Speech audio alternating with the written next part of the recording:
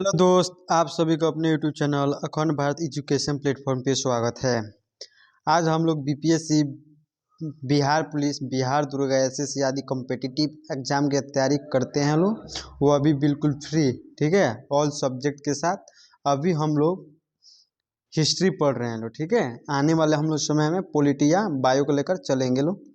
तो जैसे हमने बता दिया था कि भारत पर मुस्लिम आक्रमण सबसे पहले किसने किया था, तो एक तो अरबियों ने किया था और दूसरा तुर्कों ने किया था, ठीक है। तो आप लोगों को उसमें हम बता दिए थे, ठीक है। आज हम बता रहे हैं आपको मोहम्मद गौरी के बारे में, ठीक है। किसके बारे में? जो कि दूसरा चरण है, ठीक है। और पहला चरण में कौन आया था? मोहम्मद बिन कासिम, ठीक है। कौन था? जो कि प्रथम चरण में कौन था? मोहम्मद गजनबी था। और अरब वाला थे लोग, जो अरबियन मुस्लिम थे लोग, उन्होंने भारत में आक्रमण, उसमें कौन कौन था? मोहम्मद बिन कासिम था, ठीक है। तो दूसरा का चरण में कौन आया है? मोहम्मद गौरी। तो आइए मोहम्मद गौरी के बारे में, ठीक है, पढ़ते हैं लोग, जानते हैं लोग इसका क्या भूमिका रहा था अपने भारत पे आक्रमण करने के बाद, ठीक है। तो ये देखिए, तुर्क एक जनजाति थी जो अफगानिस्तान के क्षेत्र की थी। आप लोग को हम पहले भी बता दिए थे को जो तुर्क जनजाति थी कहाँ थी? अफगानिस्तान से आई थी, ठीक है। इसके इसके दूसरे चरण का नेतृत्व मोहम्मद गौरी ने किया था। दूसरे चरण का नेतृत्व कौन? मोहम्मद गौरी।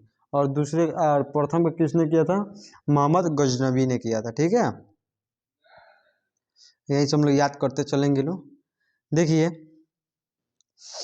इनका पूरा, देखिए मोहम्मद गौरी का पूरा नाम था मुइजुद्दीन मोहम्मद बिन शाम। क्या था? मुइजुद्दीन मोहम्मद बिन शाम। क्या था? इसका पूरा नाम था किसका? मोहम्मद गौरी का। और इसे शिहाबुद्दीन के नाम से भी जाना जाता था, ठीक है। इसे गौर वंश का मोहम्मद भी कहा जाता था, और इसे गौर वंश का क्या कहा जाता था? मोहम्मद भी कहा जाता था, ठीक है। 1173 ईस्वी में मोहम्मद गौरी गौर प्रदेश का शासक बन गया। कहने का मतलब 1173 ईस्वी आया, उस समय मोहम्मद जो गौरी था ना, गौर प्रदेश से क्या बना? राजा बन गया था, ठीक है। और 1175 ईस्वी में इसने मुल्तान एवं सिंध पर आक्रमण कर लिया था। देखिए महज 2 साल बाद क्या कर लिया? मुल्तान और सिंध पर क्या कर लिया था? आक्रमण कर लिया था। ये आगे देखिए 1178 ईस्वी में इसने पाटन पर आक्रमण किया, जो कि कहाँ है? गुजरात में। ये अपना पटना का बात नहीं कर रहे, पाटन का बात कर रहे हैं। ये 1178 में कहाँ पे आक्रमण किया था? गुजरात के एक थी है पाटन, वहाँ पे क्या किया था? आक्रमण किया था। किंतु वहाँ के शासक भीम द्वितीय ने माउंट आबू पर इसे बुरी तरह से पराजित कर दिया। मान लीजिए उस समय वहाँ का गुजरात का जो राजा था कौन था? भीम द्वितीय था, ठीक है। अब वो मान लीजिए वो पहाड़ी में रहते थे, तो उन लोग को पता था कि पहाड़ का रास्ता कहाँ से आता है, कहाँ जाता है, कहाँ से आक्रमण करेंगे, कौन कहाँ हो जाएगा, ठीक है। लोग नहीं बोलता है कि अपने क्षेत्र में कुत्ता, अपने एरिया में कुत्ता भी शेर बनता है, ठीक है। क्योंकि भाई उसको एरिया पता है, कहने से काट के भागम तो ना पकड़ा का, कहने से भूख के भागम तो ना पकड़ा। वही बात है भीम द्वितीय का। उन्होंने जब इन्होंने गए मोहम्मद गौरी का किए, जब वहाँ पर आक्रमण किए थे, ठीक है, कहाँ? गुजरात में। भीम द्वितीय ने क्या किया? माउंट आबू पर उसे हरा दिया। यह तुर्क आक्रमणकारियों की पहली पराजय हुई थी, और ये तुर्क जो आक्रमणकारी थे उनकी पहली पराजय हुई थी, ठीक है। कहाँ हुआ था? माउंट आबू पर। कौन सी थी में? गुजरात में। किसने? भीम द्वितीय ने किया था, ठीक है। आशा करता हूँ आप लोग समझ में आ रहा होगा। अगर नहीं आ रहा होगा तो आप लोग कमेंट करके बता दीजिएगा, ठीक है। मैं कोशिश करूँगा आप लोग को और समझाने के लिए। देखिए मोहम्मद गौरी 1179 ईस्वी में, ठीक है, पेशवार, और 1181 में लोहार तथा 1185 ईस्वी में सियालकोट को जीता। कहने का मतलब जो मोहम्मद गौरी था 1189 ईस्वी में पेशवार को जीता, 1181 ईस्वी में लोहार को जीता, तथा 1185 ईस्वी में सियालकोट को जीता था। किसको जीता था? सियालकोट को जीता था, ठीक है। देखिए मोहम्मद गौरी लोहार तथा उसके आसपास के क्षेत्रों को जीतता गया। उसने लोहार को केंद्र बना दिया। लाहौर को क्या बना दिया? सॉरी, लाहौर लिखा, हम लोहार पढ़ रहे हैं। लाहौर कहने का मतलब जो मोहम्मद गौरी था लाहौर था, तो उसके आसपास के क्षेत्रों क्या किया? जीतता गया, और लाहौर को क्या कर दिया? अपने एक केंद्र बना दिया, ठीक है। जैसे मान लीजिए कोई भी चीज़ का एक केंद्र होता है ना, जहाँ से पूरा चीज़ को कंट्रोल किया जा सके, तो वहीं क्या किया मोहम्मद गौरी, लाहौर को क्या कर दिया केंद्र बना दिया और वहाँ से उसको क्या करता कंट्रोल करता था। देखिए इसने पंजाब के भटिंडा पर अधिकार कर लिया जो पृथ्वीराज चौहान तृतीय से विवादित था। कहने का मतलब ये पंजाब के भटिंडा एक जगह है, वहाँ पे पृथ्वीराज चौहान ने भी पहले क्या करता आक्रमण किया था, इन्हीं के बीच से वो क्या जगह का विवाद, लेकिन आगे चलकर क्या कर लिया मोहम्मद गौरी ने उसे भी क्या कर लिया कब्जा कर लिया। आइए आगे देखिए 1191 ईस्वी तराइन के प्रथम युद्ध में पृथ्वीराज चौहान द्वितीय ने और गौरी को पराजित कर दिया। पृथ्वीराज द्वितीय ने किसको पराजित कर दिया, गौरी को पराजित कर दिया। ठीक है, अब क्वेश्चन आ जाएगा कि तराइन का प्रथम युद्ध कब हुआ था, तो 1191 ईस्वी में। क्या होगा 1191 ईस्वी में तराइन का प्रथम युद्ध हुआ था। ठीक है, देखिए 1192 ईस्वी के तराइन के द्वितीय युद्ध में मोहम्मद गौरी ने जयचंद्र के सहयोग से पृथ्वीराज तृतीय को पराजित कर दिया था। देखिए यहाँ पे आप लोग तृतीय लगा लीजिएगा ना, मिस्टेक हो गया। ठीक है, तृतीय होगा, यहाँ पर आप लोग क्या कर लिए तृतीय ही हो जाएगा। ठीक है, कहने का मतलब 1192 ईस्वी के तराइन के द्वितीय युद्ध में मोहम्मद गौरी जो थे ना, जयचंद्र के सहयोग से किस पृथ्वीराज तृतीय को पराजित कर दिया और उनकी हत्या कर दी। क्या कर दिया, उनकी हत्या कर दिया। ठीक है, आगे चलकर मोहम्मद गजनवी को सेनापति मलिक आजाज सुल्तान था। कहने का मतलब मोहम्मद गजनवी का सेनापति कौन था, मलिक, ये इधर आ जाए, मलिक अयाज सुल्तान था। ठीक है, उसका सेनापति किसका, मोहम्मद गजनवी का। देखिए इतिहासकार BS स्मिथ ने कहा है कि तराइन का द्वितीय युद्ध ऐसा निर्णायक युद्ध साबित हुआ जिसमें भारत पर मुसलमानों की आधारभूत सफलता निश्चित कर दिया। बाद में होने वाले आक्रमण परिणाम मात्रक थे। कहने का मतलब BS स्मिथ के अनुसार कहने का मतलब कि तराइन के जब द्वितीय युद्ध हो रहा था वो क्या था, एक तरह का निर्णायक युद्ध था, और वो ऐसा युद्ध हुआ था ना, उस युद्ध में ये पता लग गया था कि ये युद्ध किसके हाथ में जाएगा, मुस्लिमों के हाथ में जाएगा। ठीक है,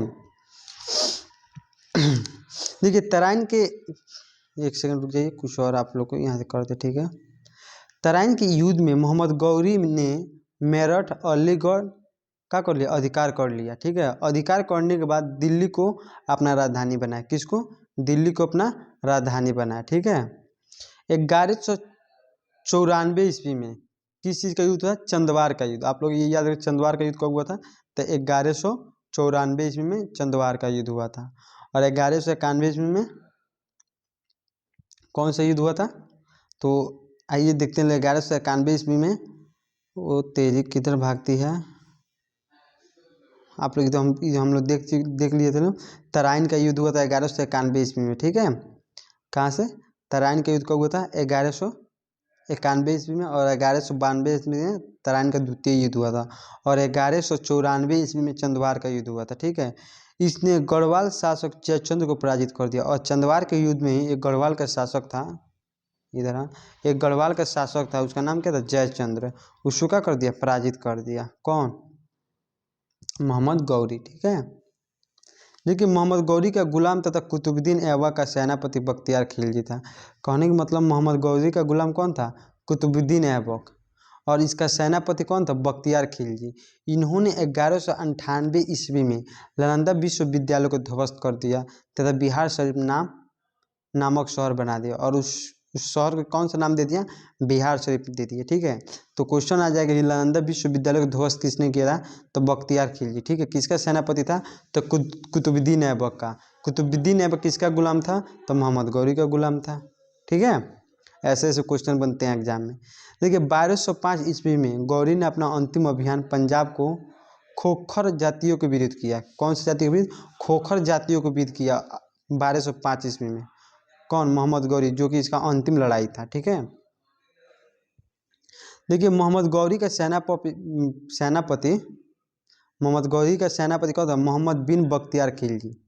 इन्होंने 1203 ईस्वी में बिहार विजय और 1204 से 5 ईस्वी में बंगाल विजय तथा 1206 ईस्वी में आसाम पर आक्रमण कर लिया।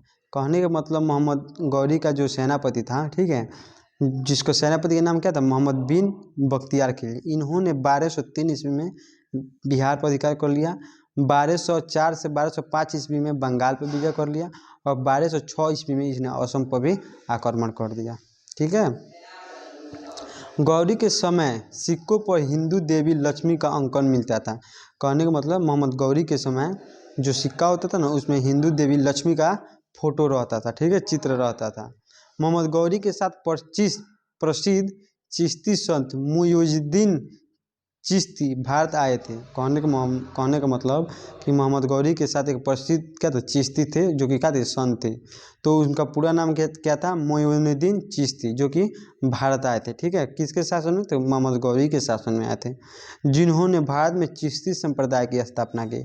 और ये भारत में आते ही कौन से संप्रदाय की स्थापना की, चिश्ती संप्रदाय की स्थापना की। कौन, मुइजुद्दीन चिश्ती, ठीक है। तो मोहम्मद गौरी का कोई पुत्र नहीं था। कहने का मतलब मोहम्मद गौरी का कोई संतान, बेटा वटा नहीं था तथा जयचंद्र को पराजित करने के बाद गौरी द्वारा, देखो गौरी आ गया यहाँ पे, गौरी होगा, ठीक है, एक एकलो हो जाएगा। गौरी के द्वारा भारत में जीते गए प्रदेशों को कुतुबुद्दीन ऐबक को सौंपकर वापस गजनी लौट गया। कहने का मतलब जब मोहम्मद गौरी जो भी देश को जीता था, प्रांत को जीता था, तो मान लीजिए कोई बेटा उसका रहेगा तब वो कोई राज करेगा, लेकिन कोई बेटा नहीं था। तो उन्होंने कहा कि जयचंद्र को मार दिया, जो कि कुछ कुछ चीज़ों में क्या किया था, ये साथ दिए थे। कौन, जयचंद्र। इसीलिए बोला जाता है कि किसी का कोई आस्तीन का सांप निकल जाता है, जो कि कौन थे, मोहम्मद गौरी थे। किसके लिए, जयचंद्र के लिए। तो इन्होंने जितने भी देश राज्यों को जीता था या राजाओं को राज पर हड़पा था, ये क्या किए, कुतुबुद्दीन ऐबक को सौंप दिए, और सौंप के कहाँ चले गए, गजनी लौट गए, गजनी चले गए। मोहम्मद गौरी ने कुतुबुद्दीन ऐबक को प्रथम अख्ता प्रदान किया था। कहने का मतलब मोहम्मद गौरी ने कुतुबुद्दीन ऐबक को क्या प्रदान किया था, तो प्रथम अख्ता प्रदान किया था, ठीक है। देखिए 1206 ईस्वी में, कौन, 1206 ईस्वी में दमयक नामक स्थान पर रामलला खोखर ने मोहम्मद गौरी की हत्या कर दी। कहने का मतलब जब ये लौट रहे थे गजनी के लिए, तो 1206 ईस्वी में दमयक नामक स्थान पर, कौन सा, दमयक नामक स्थान पर किसने, रामलला खोखर ने। कौन, रामलला खोखर ने मोहम्मद गौरी की हत्या कर दी, उल्टा लाला मार दिया, ठीक है। देखिए मोहम्मद गौरी को गजनवी में दफनाया गया, क्योंकि वो गजनवी से लौट रहे थे, वहीं पे उनको मारा गया था। तो मोहम्मद गौरी को कहाँ दफनाया गया था, गजनी में दफना दिया गया था, ठीक है। उसका मकबरा कहाँ है, मोहम्मद गौरी का मकबरा कहाँ है, तो गजनी में है। देखिए मोहम्मद गौरी के 3 प्रमुख गुलाम थे। मोहम्मद गौरी के कौन कौन से गुलाम थे, 3 प्रमुख गुलाम थे। पहला कुतुबुद्दीन ऐबक, दूसरा यालदोज, और तीसरा कौन थे, कुबाजा, ठीक है। तो आगे हम लोग अब दिल्ली सल्तनत यानी अब गुलामों के बारे में पढ़ेंगे लोग।